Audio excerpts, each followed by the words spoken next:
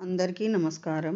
పోయిన భాగంలో మనం లలితా త్రిశతి నామాలలోని 179వ నామం యొక్క అర్థాన్ని తెలుసుకున్నాం. ఈ భాగంలో 180వ నామం యొక్క అర్థాన్ని తెలుసుకుందాం. అస్మద్గురు దివ్య చరణారవిందాభ్యాం నమో నమః. అశేషజనమోహినీం అరుణమాల్యభూషాంబరాం జపాకుసుమభాసురాం జపవిధౌ స్మరేదంబికాం. శివాయ గురవే నమః.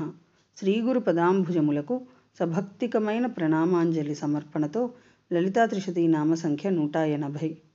ఓం హరిగోపారుణాంశుకాయై నమః. ఓం హరిగోపారుణాంశుక.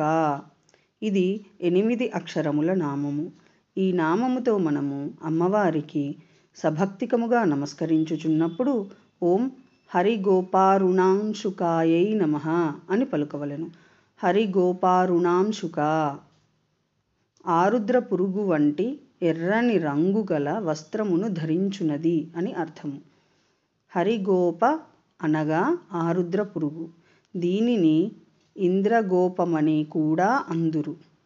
వర్ష ఋతువులో ఆర్ద్ర మఖ నక్షత్రములందు ఇవి భూమి నుండి పుట్టును. వీనికి 8 పాదములుండును. ఇవి ఎర్రని కాంతితో మెరయుచుండును. వీని అవయవములు మిక్కిలి మృదువుగా ఉండును.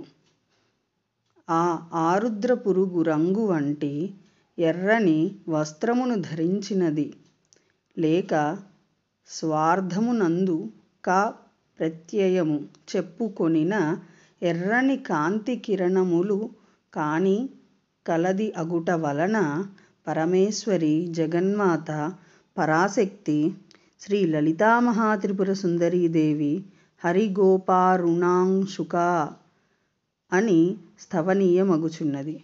ఓం ఐం హ్రీం శ్రీం హరిగోపారుణాంశుకాయై నమః.